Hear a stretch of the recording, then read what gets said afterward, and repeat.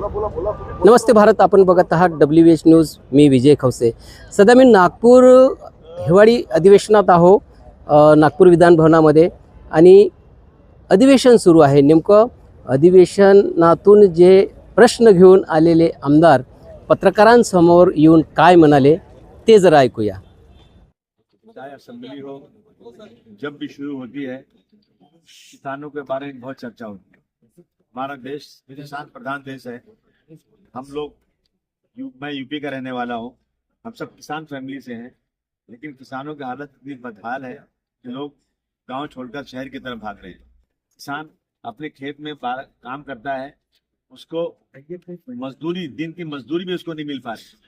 उसकी पत्नी, उसके लड़के सब दिन भर काम करते हैं, लेकिन उसको दिन की जो मजदूरी और किसी कंपनी में काम करने मिलती है वो भी उसको नहीं मिल पा रही उसकी जमीन होने के बाद.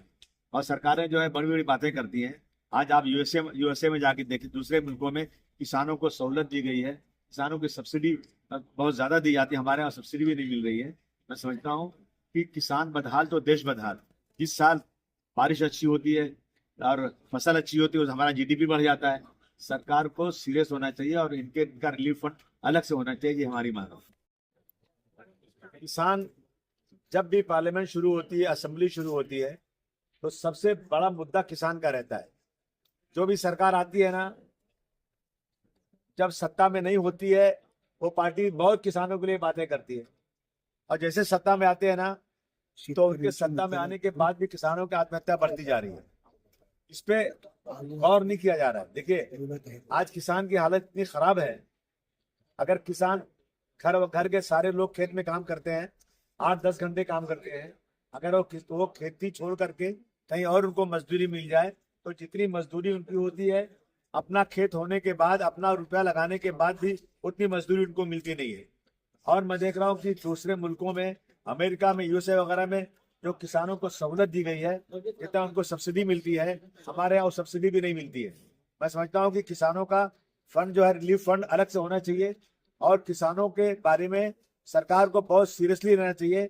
जब 1947 में गेहूं का भाव बहुत कम था, सीमेंट का भाव बहुत कम था, लेकिन आज जितना भाव गेहूं का बढ़ गया है, सीमेंट का भाव उसके कई गुना ज्यादा बढ़ गया है.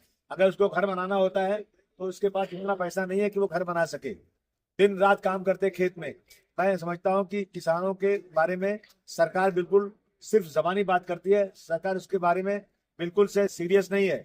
आज बड़े बड़े शहरों में रहने वाले लोग, बड़ी बड़ी बिल्डिंगों में रहने वाले लोग, अगर वो सोचें, अगर एक किसान अनाज पैदा करके नहीं देगा तो भूखे मर जाएंगे लोग. लेकिन इसके बारे में सरकार को सीरियस होना जरूरी है.